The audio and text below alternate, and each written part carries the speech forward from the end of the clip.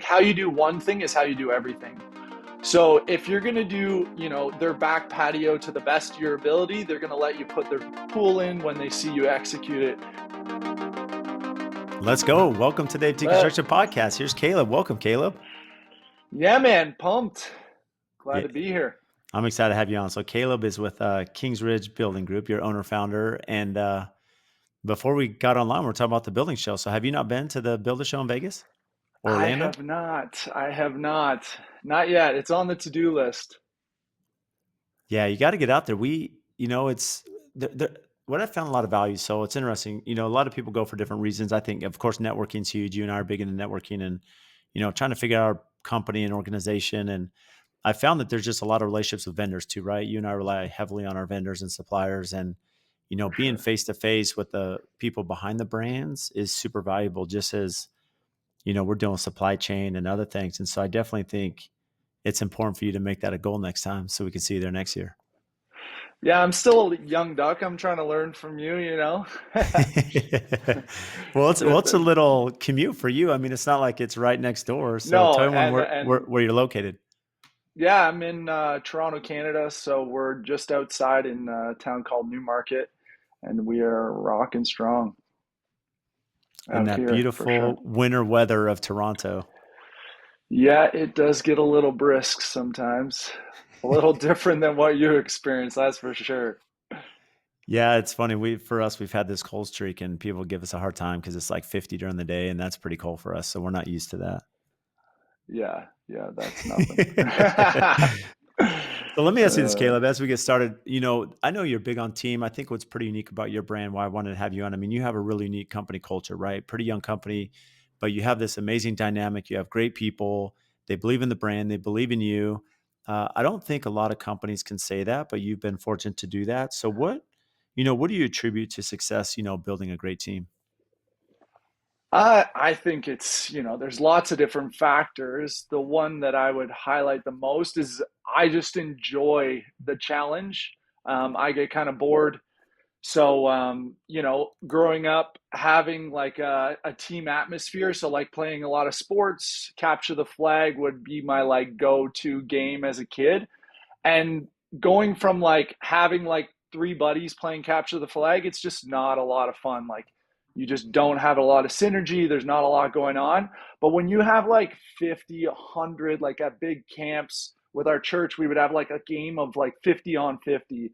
It's next level if you can find the elite players, like guys that are fast or girls that can really like hustle, and you just create a strategy together. It's all an equal playing field in terms of like hierarchy, and then you just go with the execution of the plan, and you can just create so much memorable moments and just like so much momentum. Like you just thrive off of each other.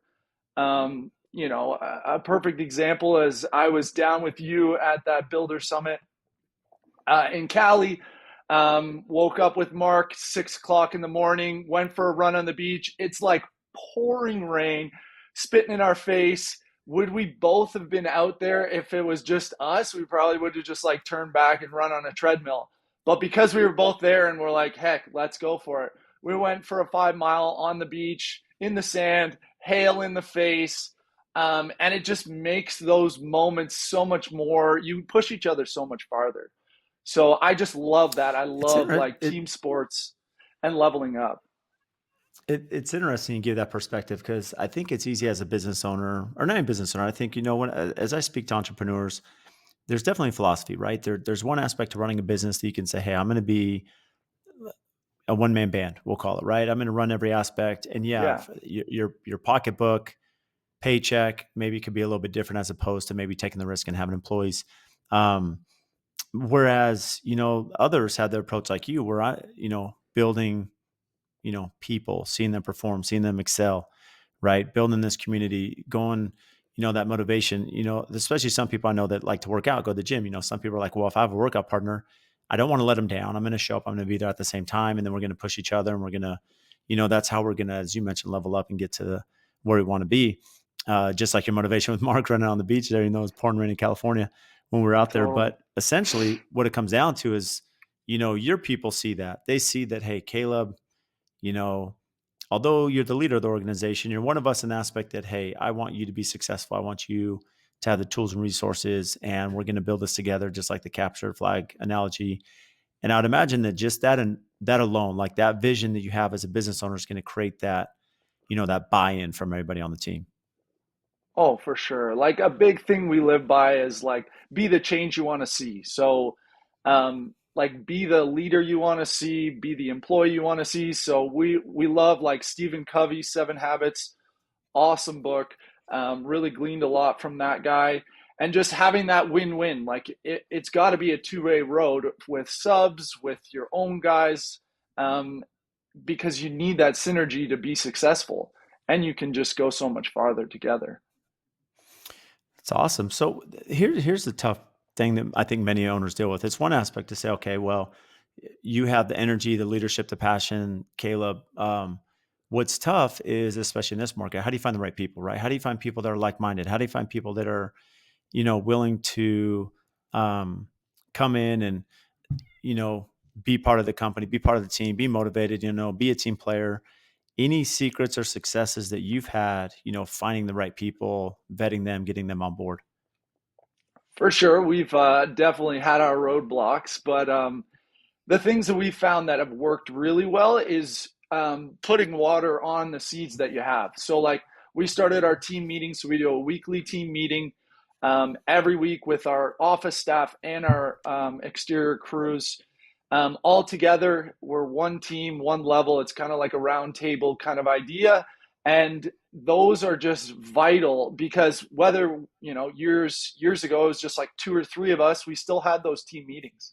And now there's like 15, 20 of us on a weekly team meeting. We huddle together at the shop. It didn't start off like glorious. Like before we even had a shop, we would be, pulling tools from my garage. So we would be meeting at Starbucks. We would just grab a table. There'd be five, six, 10. And then we, ended up purchasing a property, has lots of space. So now we have that going there. But I think that's, a game changer for sure. Let me ask you this. So the team meeting is an interesting concept. And the reason I bring that up is, do you find, like, let's just speak about this internally for you. I mean, is this something that's in person? Is it via Zoom? What's the requirement for your team members? So for us, it's been probably the last 13, 14 years. It's been in person. So I'm a people person. I read energy. I love getting around, getting people pumped up. So it's like, bringing together, going after what are the main things. Like we go over our core values are posted on the wall. Some weeks we'll go over a win of the week. So we'll go around the circle and say like, hey, what's the win of the week?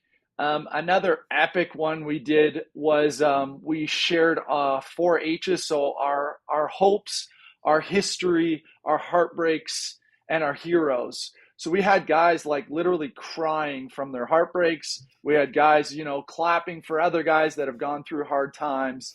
You really create that level of trust and intimacy that you wouldn't normally see in a building company. But we're trying to attract people. So that's the big thing, like with leveraging Instagram, like our following, just treating our guys with respect. Like we play dodgeball at our Christmas parties, or whether we do like pizza parties in the summer. We play different games like where you hold the broomstick or shovel, and then before it falls, you run around in the circle. Just fun things that will break up just our everyday life with some joy in it. Just makes life just more enjoyable for sure. So is it ever tough for them to be that vulnerable? I remember you speaking about this. So you talked about, just, the vulnerability, especially the heartbreak aspect of it, right? Um, I would imagine that there's a lot of support and camaraderie that's built from that. Yeah, like you can't come together not doing a team meeting and just start off with, what's your history. But because we've progressed so far and built such a bandwidth of trust with each other, a lot of our guys, we don't have a big turnover. They've been with us for years and years. So you have that base level, and then you just keep building as a leader. Okay, and are we able to go a little farther together? And that's the goal, is like we want to create lasting relationships with our employees and with our clients, and see that, thread throughout the company is has been a fun process to foster. It's interesting. So, with the meetings that you're doing weekly, is there a duration? Is there a goal? I mean, are you going through certain topics? I understand the emotional connection, if you will, right? When you think about just company logistics, though, and company organization and systems and protocol, how often are you addressing those items? So yeah, for sure. Like there is a cost as an owner. You're bringing 15, 20 people together and you're paying them to stand there. Usually we'll talk for about 20 minutes. And I would say once a month we insert like a safety thing. So a fun one, we did a Instagram post on it. We got together and we taught the guys how to use a fire extinguisher. Like you have some kids that work for us, they're just out of high school. And then you have other people that have been in the trades for 20 years. What's a fire extinguisher? Why do you need it? So we lit a fire in the middle of our shop. We blew it out. Everybody got to take a chance. And then we had a leaf blower making the fire quicker, get it progressing. So it's just building those things. So once a month, we'll do like skill saw, safety, table saw, and we'll video those so that new employees that haven't caught up on those safety items, they have a bank of like 5-minute videos that they can watch before they actually join our team. So it's double ended. Like it is an investment as an owner, but I'm not in it for the short gain. I'm in it for the long term relationships. Guys know what's going on. Like we went over today, we had a team meeting. We went over how to set up fans to create negative pressure, and like how to put up dust protection and simple things that we've gone over. Every 6 months we'll hit that topic again. Just reiterating, you have new people on staff that don't know your processes. You have to keep pushing that ball forward, and it's an uphill battle. It's not always easy. Like, some weeks are better team meetings, people are engaged, and some weeks aren't. But it's just being consistent in pushing forward in that direction. It's interesting because you mentioned, the investment long term, and that it's interesting because as you think about just that commitment, right, that you have as you're going through that mentality, is because we all understand there's a cost to acquire a client, right? There's acquisition For cost sure. as we're, going through business development and marketing. More importantly, with employees, there's big acquisition costs to get an employee, to onboard them, to train them, whether you're setting them up with a truck or a phone or, For computer sure. software. So if you can retain your employees, right, there's going to be huge value add for you, Caleb, as a business owner, because now, yeah, you may be investing in the team for a reason and there's a cost to it, but you're saving money in the big grand scheme of things because of the acquisition of hiring new people. Long term, the payoff is just like tenfold because, this year we had a cracking year 2022. So we took all of our team to a Leafs game. If you're a Canadian, that's where you want to be. So we rented a box. We had food for the guys and girls. There was like 20 something of us that went. It was just like, it's got to be that win-win, back to it. So like, they killed it. We both, everybody put in their best foot. We moved the needle for sure. Like we had an awesome year. We grew. We saw a lot of processes implemented and that were successful. And so we rewarded everybody. And I was just as happy as the next guy to be there. But it was just a fun time. It was definitely not a cheap event, but it was worth its weight in gold just to, leverage that on Instagram. Then you're putting that out there as what you're doing, to reward people that, show up and are ready to rock and roll. It's interesting. So, any secrets to hiring people? Because it's really difficult. I mean, you've built this amazing culture. How many employees you guys are you at now, Caleb? So we're at 18 right now.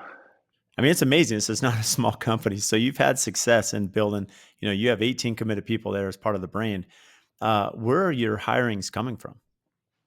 So we use Indeed. We post on social media platforms as well, and then you get a lot of like messages through there, like, my husband's in the trades, we follow you, love your work, I'm going to send him over, we get his resume. And then people just know, like, we have other companies, guys that follow us.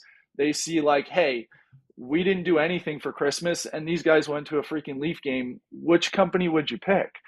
um, when you see like pizza lunches will all, it's not cheap, it's an investment. And that's the key point to take away is like, we're building a pool, so we have 6 guys there, and then we have 3 custom houses and a couple of renovations, so you're bringing like 2, 3, 4, 5 from all these other jobs, and they're not all next door neighbors. So that takes 20, 25 minutes just to drive everybody to one site, and then you buy pizzas or lunches, whatever it is, and just get to know each other and build that bandwidth of trust and relationship is just vital for sure. So when did you make your first hire? I mean, how soon in the process? When did you know it was time?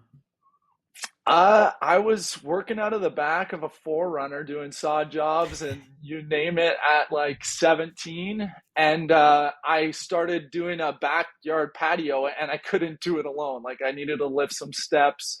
Like, we did a lot of hand bombing. There was no money in the game for a long time. So I just hired a buddy right away, and then two. And we were probably 4 or 5 of us for like 10 years.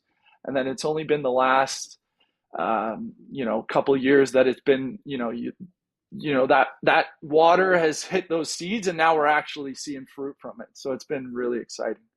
So this is interesting, Caleb. So this all started back when you're 17 and your own forerunner, doing your own jobs, just figuring this out, as a young kid. Yeah, just lighten it up, the back of the forerunner, throw the drop cloth for painting, and then just throw sods rolls in there and away we go. So how did you get started that young? Were you in construction before that?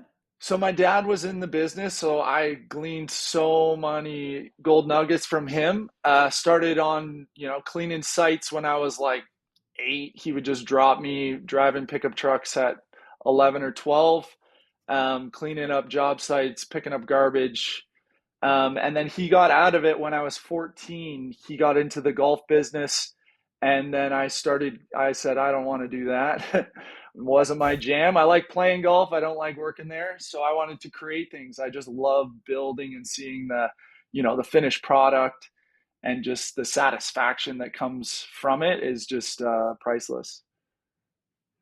So you've had a lot of experience building people. I mean, you mentioned that from the very beginning of 17, you quickly got up to 4. You stayed that way for about 10 years. And then, of course, you've accelerated now. What do projects look like now compared to the very beginning? Yeah, that is definitely night and day. So we would like change light bulbs, cut grass, do anything. Like, I had hedge trimmers in the back of my Forerunner. I would do whatever you needed done. You said we had one lady, I had 2 or 3 guys working on a project. I was picking up materials and she said, "Can you build a waterfall into my deck?" And the guys were like, "I don't know. You have to ask Caleb." But in their heads, they're like, "Heck no, we can't do that." I walked up. She's like, "Can you do that?" I was like, 100% we can do that. And they're all like, after she left, they're like, "But we've never done that." I'm like, "Well, if someone else can do it, so can we." So researched it, talked to the right people, and made a Kraken waterfall. She was extremely happy, and that's always been our mentality. Like, there's a mountain, we're going after it. If someone else can do it, so can we. So it's interesting. So you were in the very beginning, a lot of, I don't want to call it service industry, but you're doing whatever. You're doing, any project that you can get your hands on. If you hadn't done it before, if there's no track history, you're going to figure it out. You're going to make the calls, get the intelligence right, and then know how to do it. How has that evolved now? When you think about 18 employees, are you guys self-performing a lot? How has the scale of project increase in the clientele? For sure. So the game has changed. Like, we have a couple customs going right now, a big one, it's 10,000 square feet. Um, for you, that might not be that big, but for us, that's a No, it's kicker. a big house. It's a big house for anybody. Yeah, so no, it's been a huge blessing. Like, we're extremely grateful, like the trust in our clients, and the industry around us, trusts our name. We have a good brand. So it's definitely changed. Like, we have our landscape division. So they're building pools, cabanas. We're doing a cabana right now that you can live in. It's so big. So those kind of projects are coming down the pipeline, and we're able to successfully execute them because we were faithful in just like pushing forward in the smaller things and just like stepping on all the stones we had to learn the right things. And now we're building custom houses from ground up. We're bringing people's dreams to reality. So I think a lot of people as business owners, they have a hard time getting over that benchmark, glass ceiling, whatever it is prevent them to get to the next project, right? What led to you getting your first custom home? And then how have you, catapulted the business off of that?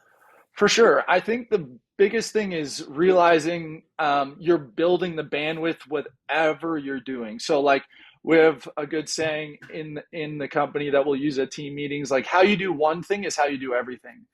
So if you're going to do, their back patio to the best of your ability, they're going to let you put their pool in when they see you execute it. And we just have been blessed. Like we just have like little doors open that are like, hey, we want you to do this. We ended up doing our first pool in my backyard, learned the ins and outs. So there's that too. Like you got to kind of take the risk of learning it, pay a bit. I definitely wasn't looking to put a pool in my backyard at the time we did, but I saw the need in the industry. It was right before COVID, thank God. And then that just snowballed. Like we do lots of pools now. We're pros at it. We can build at an extremely high level, and that's how we keep everything moving forward. Like with a custom home, when we do your whole main floor, we put in big steel beams. We do an amazing job. The site's clean. Guys show up every day. We tell the truth. We build that bandwidth of trust, and then you buy another home. We fully gut it. Do a big addition on the back. So now you're not spending 100,000 with us. You're spending 1 million. And it's just like that snowball effect. When you gain momentum, like I'm a runner, when you lean forward, your foot automatically has to catch you. So you want to push your chest forward. You want to keep that momentum going, and then pushing at those doors that are just open a crack, and saying, hey, you bought that property, you got that land.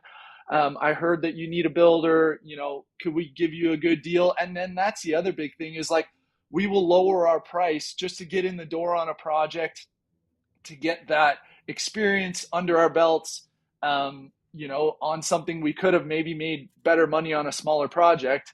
But we like open that door, get it open, and then now we can charge, industry rates. But we needed to get that first couple pools under our belts, the first couple of custom homes under our belts to be able to go there.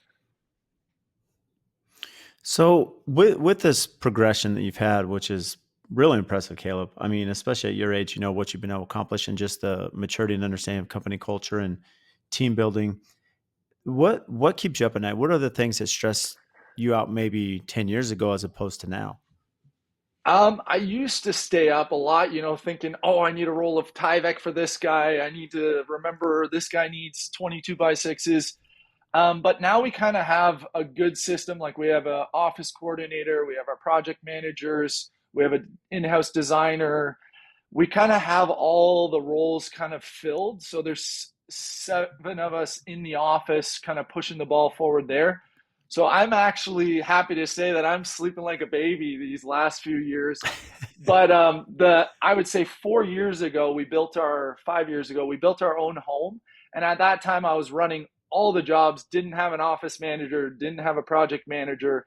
It was me and our one social media guy doing everything, kind of like running around with chickens with our heads cut off. But now, and then you're super stressed out. Like but that's how it grows. Like you build the bandwidth, you're super stressed, and then hey, what do I not like doing? I'm going to hire that person first. Well, I do not like paperwork. I'm going to hire our office manager to take phone calls and do paperwork all day long, and find someone who loves doing that and excels at it. And that's been just a game changer for me, for my sleep game, for sure. And I understand the strategy, especially as you think about, as you become more of a savvy business owner, we'll call it, you're going to be able to understand what you're good at, maybe the visionary aspect of the company, and then the implementation, you're going to subcontract that or hire someone, right, to bring that in and, you're going to work through those strengths and weaknesses internally. Strategy, you mentioned you have in-house design. How often are you designing all of your own projects? Are you working with outside design and architectural teams? So yeah, that's definitely not doing all of our own projects. Like usually we have about 10 on the go at a time, scaling in size. So we would usually design maybe 3 or 4 of those.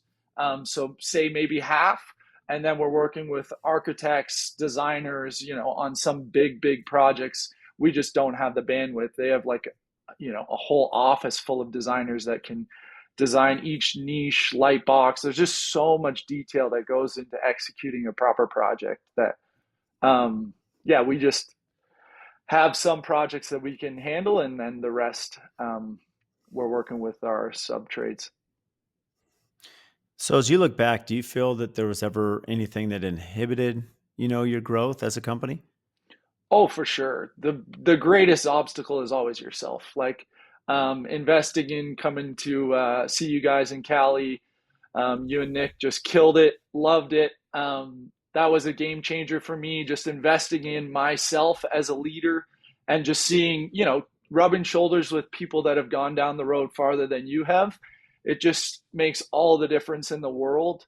Before, making that investment, it was just reading books. Like, I'm an avid reader now, where 4 or 5 years ago I was not. I didn't have that, and that's what has slowed me down, has been, myself pushing myself forward in those aspects, and like blocking out time to read. Like, reading is not an urgent thing that you need someone needs you right now. You're going to jump on the phone, do it. It's something you got to time block and set aside and prioritize. But the payback is like paying into your team. It's just tenfold. So that's been a huge game changer. It's funny you bring that up because I mean you think back to, I'm sure most of us in school, like no one wants to read, right? And then as you get older, you realize why am I not reading and consuming more information? There's so much out there that can like help me as a business owner strategize, and I could be so much more efficient, educated, especially with the clientele you're working through. It's funny how you make that turn, and you mentioned that like 7 Habits of Highly Effective People, Stephen R. Covey.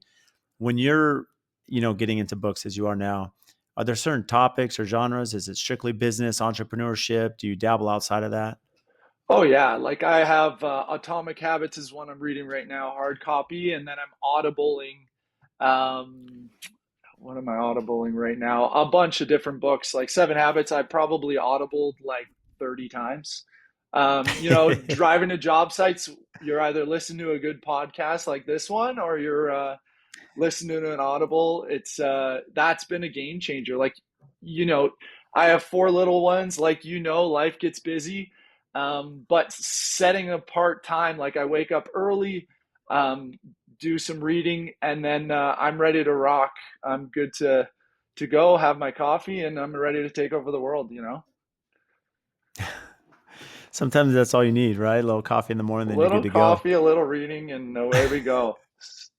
It's a little harder for me when it's dark and cold outside, like you have in Toronto. It's a little tougher, to get up early, but when you're warm in your bed, so it just shows the motivation you have. Outside of, you mentioned you attended the summit. That's how you and I got to spend a lot of time there in California, which was a blast. Other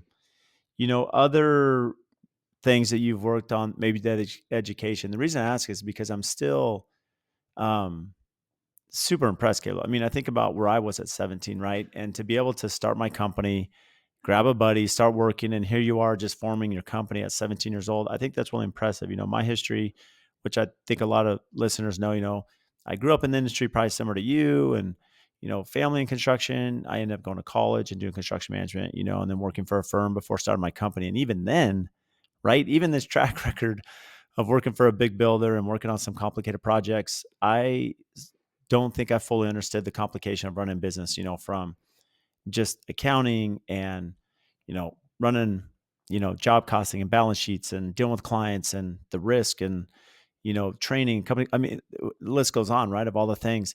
It's amazing to me that here you are at 17 and you are where you are now, Caleb. I mean, did you have a network of mentors or other builders there in Toronto? I mean, how would you accelerate that growth just in, getting so many people to believe and follow you? Yeah, I think the way I learn, like I'm not a book learner. That's just not my game. High school was all I got. But just watching people, like if like for my dad, he taught me, so I had a great springboard from him. But then like if I was cleaning a site, I was asking the tiler who was installing tile, "Hey, how are you doing that? Why are you doing it like that?" Asking the right questions to whoever you bump shoulders with. Like my dad had friends, I would call them up, be like, "Hey, how are you doing this? What would you do with that?" And just progressively growing. Like it definitely at 17, I made some insane mistakes, with managing people. Even to a couple years ago, I regret the way I dealt with different people. And then the biggest thing is you got to pivot and turn and correct course. Like, we have a long term forecast of where we want to go, and correcting course is vital. Like, you need to have that lighthouse, and you need to just keep trekking on, no matter how windy or wavy it's getting. Let me go back to, if you don't mind sharing, and you don't have to give specific examples, but thinking about regretting how you dealt with people or handled certain things. Um, how has that changed to now? I think you learn so much by failure. Like as humans, like we're definitely not perfect. I am not a perfect person. But I think my intention is to lean towards that. And we had an employee at the time that I just dealt with just out of immaturity and insecurity. Um, the person was underperforming to our standard, which is fine. But the way you handle people that are underperforming is massively. It speaks. The way I handled that person speaks to my whole staff. So that is just such a game changer to understand and to have the foresight as a leader to just deal graciously whether they're succeeding or failing. Like even we were talking at our team meeting today, you're only going to be successful 80% of the time. You're definitely not going to win all of your battles. You're not going to make all the light niches the exactly right size every day for the last 10 years. You're going to screw up. But having that insight together and that relational win-win strategy that, it's okay to screw up. Let's have, oh crap, I screwed up, and move on. Like let's work at a solution together has been my, newfound wisdom that I really, regretted the way I, let people leave the company, and it's helped me now. Like I definitely cherish the team I have. We have a wicked team right now. Like 10 out of 10. Like we just have a strong team. Everybody's in it for the right reasons. One big thing that we're high on, and I'm high on, is follow your passions. Like if you're not meant to be here, then the door is yours. Like if you're not getting up and like ready to rock, you're definitely gonna have crappy days. But that 80-20 rule, like if 80% of the time you're ready to go and this is what you're excited about, then you're in the right place. So you need to ask yourself that. You need to ask your employees that, and give them, the door, like to leave, so that the new person can come in, fill those shoes, and have that right company culture and level of get after it together. It's funny you say that because a mentor of mine, just along that final comment you made, Caleb, when you were talking about, if someone's in a position where they want to leave, pursue another opportunity, and you kind of built this company culture already, the track record, uh, this mentor of mine said, Brad, you're always going to upgrade. And what that means is if someone leaves for whatever reason, you're going to find someone who's going to be better at that position. And then ideally on the back end side, you have your systems dialed in, you have your processes. So now as they come in and you're upgrading that position, here you go. Your company is going to continue to get refined and better, as you continue to upgrade. And I thought that was interesting because, like you mentioned, I mean, you can't sacrifice company culture. It's too valuable. You have to make sure you have the right people on the bus, in the right seat. And the more you can do that, the more you're functioning at, full capability. Oh, for sure. It's vital. It's vital to there's a mountain. It's not easy to get up. There's storms, there's potholes, there's roadblocks. Owning a business is not for the faint of heart. It's a challenge. But seeing the reward at the end of the day, like people growing, maturing, learning, like we have an awesome structure of bringing new leaders up and just seeing them, start at a high school and now they're 25 and they're like, leading a crew, leading another guy, leading three guys, leading five guys, and seeing them progress and contribute in such a great way is such a reward. It's so amazing. So when you speak about the lighthouse aspect that, hey, how often are you spending on the company, direction to understand and who's involved in that? I mean, it's just simply you have the vision, you're addressing it to the team as they're ready for it. Do you have anyone in the company you're confiding with, maybe a leadership team that you're organizing to say, hey, here's where we are. This is where I want to get to. So we have five crew leaders. So they all have, company trucks. They lead, 2 to 5 people per day minimum. And then, so we do a monthly meeting with just them. It's kind of like a round table. What do you need? How can we help? Kind of conversation. So it's less of me, where like the team meetings weekly are more me, just kind of saying, rah, rah, let's go up that mountain. Um, you know, this is more of like what's working, what's not, what's our roadblocks. Like you're on the ground, you're the, your ear is right there. You're the ones listening, hearing the complaints from the clients, having that round table has been vital. And then we do a yearly thing with a company coach. So we create job titles, job roles, um, go to her and spend time just like a deep dive. So it's a full, 8 hours. And by the end of it, you're just dizzy with all the information she's throwing at you. But it just really pays to have that structure and then creating like that roadmap for that year to go forward and understand each other better and understand how can we improve this year compared to last year. And that's why we've progressed, is we don't want to stay the same. It's interesting thinking about just the value of titles and roles, right?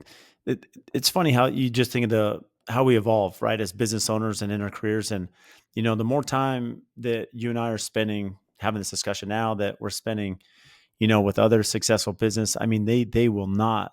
I mean, they'll die on that hill saying you have to have a good understanding of what the job titles are, what the roles are, what that means, where that baton goes. I mean, it's just crucial. If you want to be successful in business, you better understand that. And if you're Caleb starting out at 17, and of course we didn't know this then, this would be great, right? It may be you and you identify the roles that you're running as a business owner. And then as you hire, they can specify in each role. But as you grow as a company, if you don't have that, there's no way that you can be profitable, successful, and keep good company culture. And it's interesting that this is something that as a company over the last couple of years, we've been spending just a lot of time and a lot of effort on to make sure that everyone understands, so that we're not creating double work. Oh, for sure. The roles and goals, like we even still are in that progression. This is a year that we're really going to hone that in because it it gets outdated so quickly. Like the way we did with 10 people is totally different than the way we do 18. Like, and now we have a 10-acre property. We have, fuel tanks. We have tons of areas for tools and trucks and a shop that's heated. So like, well, what's the shop flow? Who's going to manage that? What's the process to keep trucks clean and oil changes done? So we have a shop manager now. He manages all of those things that's his ball of wax. Like he understands them. He's used them. He knows how to maintain them. He knows what he can fix and what needs to go into a shop to get fixed. And it's always evolving. It has to, because if you neglect one side, the pendulum's just going to sink. Like the boat's going to take on too much water on that one side. So you're bailing out, and then it goes to the other side. The office needs roles and goals, and the lead guys need roles and goals, and we all do, to understand what's the goal, what's the purpose, what are we here for, what are we putting our hands to the plow to create. And yeah, it's and you know, I never see myself retiring. I see myself golfing a little bit more, and just going till you know, 96 is my goal for life. So I'm just gonna go strong till then. How is the golf game? It is very weak right now. My dad owned a course, played every day, and then I probably played a handful of times last year. So I used to be half decent, but that's on the to-do list too. We got lots You on know, that golf's list. tough yeah, when you're building a company with little kids, and the problem with golf, as you mentioned, it's not like basketball where you can maybe take a day or so, get your shot back. You know, with golf, uh, just that touch around the green, the short game is what Oh, kills you, and it seems to go fast. yeah. So I started playing hockey. So once I got off the tools and I was just in management, I'm playing hockey 4 times a week. Got to get that energy out, and then I'm running twice a week. So you gotta set challenges. Have a cold shower in Canada. You'll know what cold feels like in the morning, and that gets me fired up. So how do you find time to balance, being a dad, kids, work, building your business, gym time, hockey time? So I play early in the morning, kind of set my priorities. Like we don't work weekends. I'll just grab a couple emails. So just kind of time block has been the key for me. So I'll set, like I used to not play hockey. I was like, oh, I'm too busy. Then I started getting chubby and I was like, yeah, heck no. So to keep your body and your mental game strong and you feel good about yourself, you got to time block it. So I play 6:45 in the morning, a couple times a week, and then I play 9:30 at night, and then I go running every Tuesday and Thursday, and just have that structure of what works. And then you know you're coaching your kids' hockey teams and soccer teams, and it's all you just kind of juggle it and see what balls fall and what are worth keeping in the air and what are not, and kind of going with the flow. Well, I love going back to a comment you made earlier. You talked about the five crew leaders, that are really your managers overseeing, their crews, multiple people. And what's interesting is after the summit that we had with you, I'm part of a Builder 20, and they do what's called a SWOT, right? Which is strengths, weaknesses, opportunities, threats. And so five of the 20 builders came out and they did like an audit of AFT. And funnily enough, Nick Schiffer, came because he's in our Builder 20 group. So Yeah, Nick yeah, came out sick. and yeah. And so the five came out, they interviewed every employee on our team. They interviewed clients, Oh wow, trade partners, designers, architects love to it. really come and say, okay, Brad, yeah, here's the snapshot of AFT. Here's the weaknesses as a Yeah, company. Here's opportunities you have. Here are the threats, right?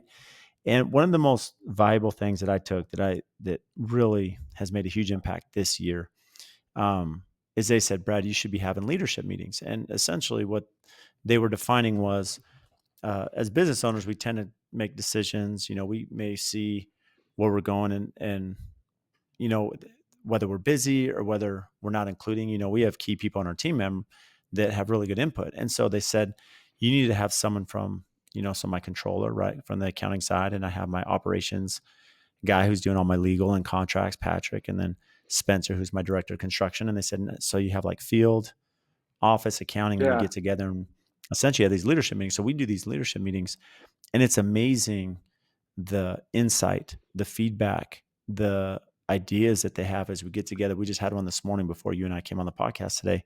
And it's been valuable, right? As you're thinking about, okay, organizationally, now we have a team to make decisions where I'm not on an island making them. Like, okay, team, how do we address this? What do we want to do here? This is a kink in the system here. How do we fix this? And essentially, you've been doing this for a while. I mean, you've already been doing your weekly meetings. You've been doing, you have your five crew leaders implementing, the same strategy.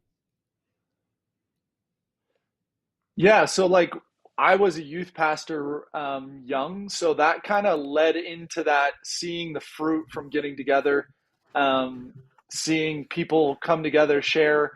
So that kind of snowballed into um, where we are now. It was definitely an evolved process. It didn't start off perfect. It's trial and error, and And I think the big thing is respecting each other. Like, we grab bubble teas or whatever, we'll bring them to the office, or butter tarts. Where our office is above the best butter tart place in Ontario. They have What's a butter tart?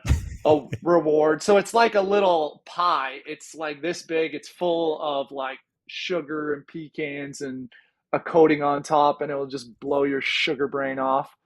Um, so we have those, and then we get together and just kind of divulge what's going, what's working, what's not, and it's you just see the fruit of it. My phone was blowing up like always, so we kind of made a tree like high priority, middle, and low. So the fruit that's at the bottom of the tree, you can understand and you can make the call on. Mid-level fruit, you need to call two of the other crew leaders, figure it out together. If you can't figure it out together, then you need to call me. That eliminated like 3 hours a day of my phone. I was on it like 7 hours a day. It was just ridiculous, and I couldn't get anything else done. So I was like, what can I do? And the lady that we met with once a year, she was like, you got to implement this. And that's been a game changer from, protecting my time and my, brain capacity for going forward. That's interesting. I like the example of, the apple chart, right? And that's how you categorize and, the communication you have with the team members. How do you separate yourself from the competitors? I know one thing that's tough is how do we create value for the customers? How do we show that value, in our sales or marketing approach? What's different about you as opposed to other builders that compete with you in the Toronto area? Yeah, so we definitely leverage social media for that. So we, pride ourselves on clean sites is a massive one. Showing up on time and telling the truth are kind of our three key components that we protect with our lives. And we go over in our weekly team meetings, and just really hammer that home. Like when people drive by our sites, like we're building a custom right now, we get messages on Instagram, hey, this site's so clean, I can't believe it. You guys are moving so fast. So just having that response and that platform to get feedback from has been massive, and learning what works. Like what at the end of each client, we kind of have like a 5 questionnaire. What's working? What were the trigger points that you saw that weren't, going well? So we were having, a project manager. I was getting kind of overloaded. So that was coming up quite often. Like we were still getting the project done.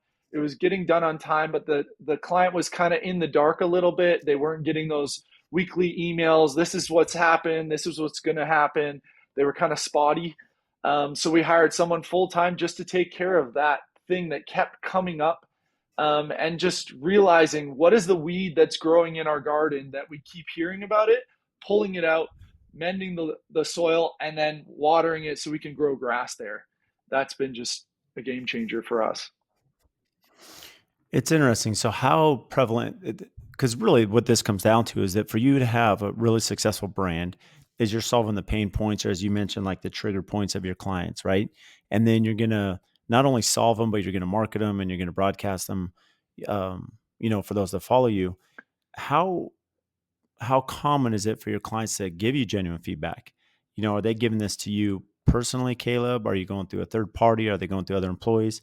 Because that feedback is super vital as long as they're willing to give you, a true, you know, Answer essentially for analysis of sure. what the project. Yeah, Yeah. yeah. And I don't think everyone is completely honest, but you definitely, um we don't do it while I'm in front of them, because they're going to say, "Oh, you're amazing," no matter what you're doing. We definitely give them, an email from the office coordinator saying, "Hey, um thanks for your final payment. This is a survey. If you could fill it out quick." And usually you get a genuine response if you have, you know, not every client is our client either. So we have like a vetting process, that we kind of showcase like what we're about, why we are the way we are, and who's our client and not. Like we do not want to be working with someone who's not aligned with our core beliefs or principles. Like if you want it quick, fast, bang bang job, that's not us. Like we're quality, consistency, and taking the process to fruition is is the way we like to do it. So when did you start social media We and why? started, yeah, that was a kind of just a fumbled upon. So my one employee, he worked for me for the last 7 years. He started in high school. He was on the tools, running wheelbarrows. We would do races. I was on the tools as well. We would be doing a mulch job or a saw job. We would have 6 guys there. It's go time. Let's race. Who can get the most amount of rolls laid? You would like spread it in 3 guys or go one on one or whatever the challenge was. Just creating that fun challenge kind of sports atmosphere um, was just vital. So he ended up going to university and studying. So he was like, "Hey, this Instagram thing is going to be huge," and I was like, "Nah, man. Like, I don't really see it." And he kept saying it. Yeah. So I checked it out. I wasn't on any social media at all. I didn't even have Facebook. I was like newly married. So this was like, yeah, I don't even know, 7 years ago, something like that. So he um he was like, we should try it. So I was like, okay, we'll try it for three to 5 months, I said. And we saw no fruit, like zero. So we planted tons of seeds, started the account, started following people, putting up content, saw nothing. So I was like, we were both kind of like, yeah, it's just not worth it. It's not there yet. So it's something that will come. And then I was listening to a podcast, and this guy said, in the next 5 years, if you don't have video content, you're going to be out of business. And it just like struck a chord in me. And I was like, I'm hiring them. I don't care. It struck that like long-term vision perspective. And I was like, okay, we're going at it. We're just going to be consistent at it. We're not going to see the fruit right away. That's like anything in life. We're just going to, be consistent. Like when you go to the gym, you don't lose your dad bod overnight. Like you got to go for a solid year to have some muscles to show for it. So we did it for a while, and then we just kept learning and evolving and, getting better in front of camera and putting out content. Like now we get, replies saying like, love your content. It's so informative. Keep doing it. And that's cool too. Like, we as consumers in this industry, we just love, like, I just want to eat your content for free and never give anything back. But as a consumer, we need to say like, hey, great job. Like, keep it up. Like, promote the things that you like in other people that they're doing well. It goes a long way. So we would just like throw that out there as well. Like posts, like people's comment on things that you think are cool. Don't just like take it. We look at our analytics on like saved posts, are a big game changer, and that really shows us that people are really engaging in it. So you see a ton of people saving it, but like, are they saying like, "Hey, well done, like great idea," or "We love that content you put out"? Um, that's something as a society we need to definitely work on.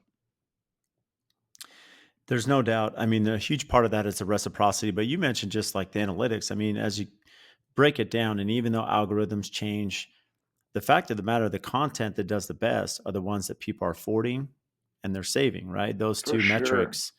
And I'm sure you're tracking that. I am too. And so what that means is the good content you're putting out that is appealing, that people are either saving because it's a design idea, or they're saving because maybe it's a business piece of a business advice or whatever it may be. It's intriguing. And then you, of course, you cater content, to that. Oh yeah, it's been vital for our growth. Like, we only do 30 kilometers loop from our shop, so we kind of have a niche market. Like, we don't go everywhere because that's just our business model. Like, we put family first. Like, I want to be home for my son's soccer and hockey, and our guys are coaching their baseball teams and helping out with lacrosse and different things. We want to promote that. Like, we work from 7:30 in the morning, and then we shut down usually on the job at 5. So you're back at the shop at latest 5:30. So that, and you get your weekend. So that kind of creates that value for us. What we see as the highest priority is our families, and not just working our lives away. And you attract people when you set those priorities. Well, you're not busy at all. So what do you do for fun? Oh, I am. Trail running is like, I freaking feel like I could fly. Um, so I'll throw a bag in my car. If I have a meeting by a trail, I'll just hit it. Um, and then usually at the end of the day, and then go home all sweaty. Or I'll play hockey nice and early, get after it. Those are my two big things. And then hanging out with my kids. I'm in love with my wife and in love with my kids, just um, playing sports with them, going to their dance or piano or whatever it is. I love coaching my son's hockey. I coach my older guys, 11, and super fun. And then my little guy just started, and I'm assistant coaching him. And he's only 4. He's on the ice whipping around. Those are my joys, and I just wouldn't give that up for the world. That's amazing. So, with that said, Caleb, of course, I super respectful of your time. I know you're beyond busy, built an amazing company. I'm still dumbfounded how you started at 17 and the success you have now. For anyone listening, they need to follow you. You have amazing content. I love the videos you put out as well. For those listening, what do you have that's upcoming and exciting, and where can they find you? Yeah, the best place is Instagram. We're most active there. So Kings Ridge Building Group. Follow us there. We have a really cool project that's 10,000 square feet that we're renovating with a designer that just has some super cool designs. And we're bringing, that project to life, and you can follow along on the journey there. It's amazing, Caleb. Well, I can't thank you enough for your time today, and excited when we get to connect again, hopefully sooner, but maybe next build show. So, Yeah, buddy. Love it. Thanks a lot. Appreciate it. Tons of respect. if you get value from the show, please support us by giving a 5-star rating and review on whatever platform you listen to. And I also have a favor to ask. We've had some incredible guests that come on and share their wisdom, their knowledge about their business. So if you have friends or family members that could benefit from those episodes, please share it with them, as well as any other business owners that you're networking with that could get value from the podcast or certain episodes. Please share those as well. Again, subscribe, make sure you're following. Any questions that you have, topics. We've had listeners reach out about certain guests that we should have on the show. Again, brad.l@aftconstruction.com. Email me for topics to address, guests that we should have on, and even if you think you'd be a great guest for the show. So again, thank you for all your support, and we'll see you next time.